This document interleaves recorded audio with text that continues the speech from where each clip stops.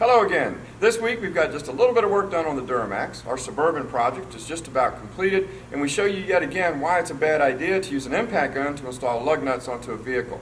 Next week we'll be coming to you from the PRI show in Indianapolis, where the engine team will be competing in their national event. Thanks for tuning in. We're sending the heads out to have them decked, and in preparation for that we need to remove the glow plugs.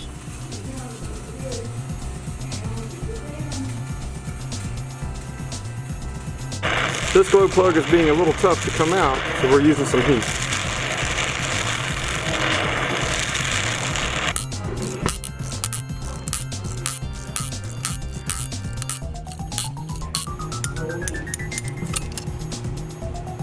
You can see why this one was a little more difficult to get out. There's a lot of carbon below the threads on this one, leading into the glow plug itself, where this one was also just taken out, and it's nice and clean. So these were able to unscrew with no problem. So we got all 8 of them out, except for one that we had some trouble with. So this is the only one we're going to have to replace. The other ones are in good shape.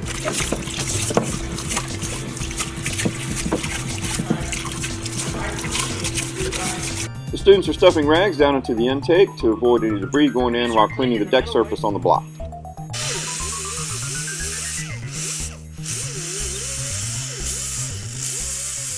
Just got the heads back from the machine shop, even though they checked out good. Took a couple of thousandths off of it because it is recommended. So once we get the alignment dowels and the stud kit, we'll be ready to put the heads back on. After a little bit of cutting on the seat, you can see where that bent valve really played havoc on it. So after a little bit more cutting, we should be able to true it up. I used some lapping compound to lap the new valve into the seat. Now I'm going to use a permanent marker to put some marks on the valve, and then we're going to put it into the head and see exactly where it's making contact with the seat. Next we'll put it into the head. I'm going to take and smack it down 2 or 3 times. Pull it back out. See if we can see where it's making contact. With the seat machined and the valve lapped to fit, I'm going to put the valve back in it, and I'm going to have the students put it all back together. The head gasket goes in place. Next they'll install the head.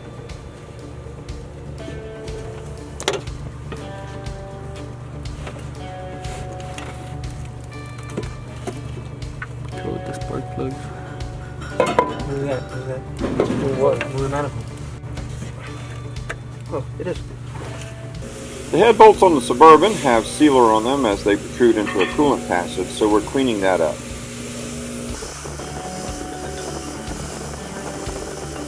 Here they are nice and clean, ready for new sealer before installing them into the engine. There you go.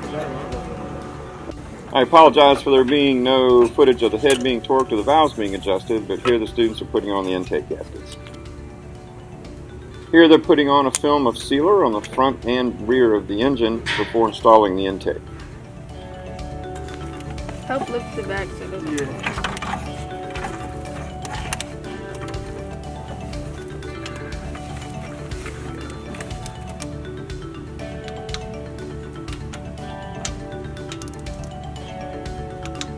The Suburban is getting really close to completion. We've got the lower intake on, along with the valve cover and a few of the hoses, as well as a distributor. The next step is to put on the upper plenum, start hooking up connectors, and install the AC. And then we should be able to fire this thing up and see how it runs. In putting new tires on this Acura, we discovered that one of the lug nuts is extremely hard coming off, and the threads are bound, so we're pretty sure it's going to break. That's indicative of someone using an impact gun to put the lug nuts back on, which they should never do. They should only use torque wrenches, and I've actually done this in previous episodes and talked about it.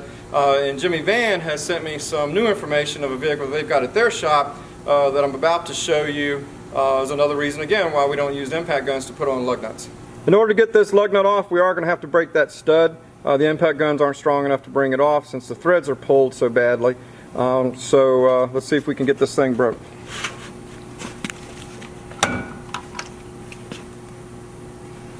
Alright, that's what we knew was going to happen, so we'll have to put a new lug nut and stud in it. In order to replace this stud, we have to get the rotor off, so I've got the caliper and the bracket out of the way, and now I'm using a couple of bolts as a puller to remove the rotor. Bounce back and forth. should do it. Now the rotor is free. With the rotor out of the way, we'll take a sledgehammer and knock out the broken stud. Alright, then we'll get our new one ready to install. I've got our new lug nut in place. Now we're going to use our stud installer to bring it in tight to the back of the flange. So we've got our driver here that we're going to screw onto it, but we also have a spacer as well as a washer to give us something to turn against.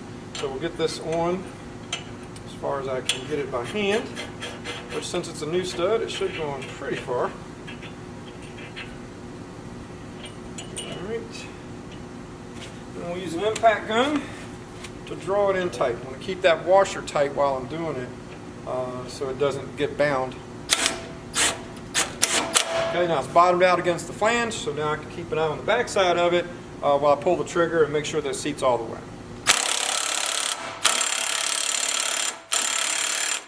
There it is. Loosen it back, and it's installed. Now, some guys will use a lug nut inverted to pull the stud through, and you can do that. It's definitely a good idea to use a couple of washers though to act as a spacer, but there's nothing that beats the kit. I've got the rotor back in place. Now I'm going to put the bracket and the caliper back together and put the wheel on. This thing is ready to go. I've got the bracket on it and I'm about to put the caliper on it, and you can see that the rotor does have a little bit of movement in it. I've got these cool little things here that keep the rotor tight. Now some guys will take and put lug nuts on it to hold the rotor tight. These things are actually pretty cool. They just slip right over top of the stud, and you push the rotor up tight and put those on, and it holds the rotor nice and firm while you're trying to put the caliper on. Why we torque wheels down. Customer states they had their spare tire replaced by roadside assistance, and 4 studs were already replaced by my coworker, but the wheel came off, cracked the quarter panel fender, door barely opens. A lot of rocker panel damage underneath. Could have been prevented. Getting the back portion of the Z1R frame wiped down and getting ready to paint it.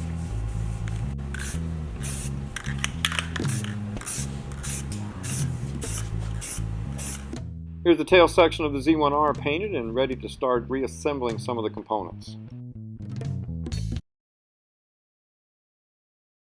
This truck came in with a check engine light. It is showing a lean code.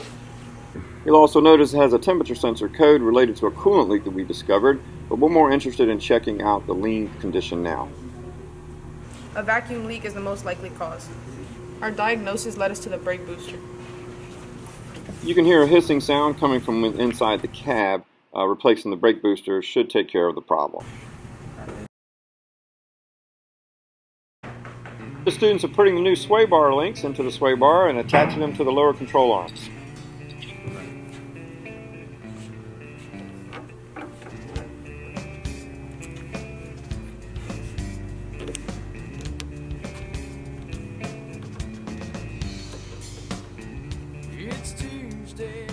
We'll put the bushings and brackets in next time.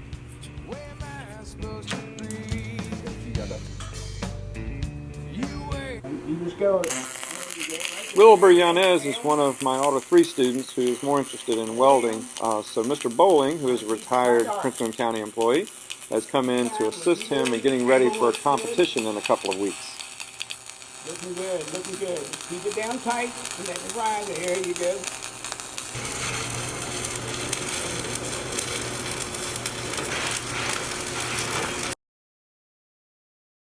Here's one of Wilbur's welds. It's looking pretty good.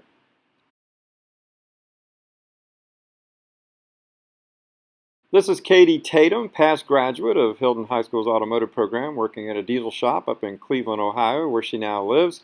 And yes, that is her pink toolbox in the background. You're gonna pull it out as much This as is you Jonathan can. Miranda, another This Hilton comes out. automotive graduate who came in to help out the engine team a little bit. Not only was he on the You don't have to. 2016 You can do SEMA both Championship at the engine same team, time and do he is that. also now a And you judge. see, this is gonna save you, I think, time. Then you're gonna move on to this one. Let's go! There's one right on the bench. Hey, you heard me? I heard you. All right, bearing. There's one right there.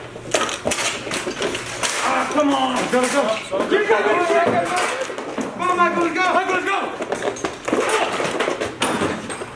Go. Get this in. Yes, I got some time to make up. Right now. You got the wings? I need a hole here. Next time on Bulldog Builds, we should have that Suburban engine reassembled and running, but the majority of the episode is going to be about the engine team at PRI in Indianapolis for the national finals. See you next week.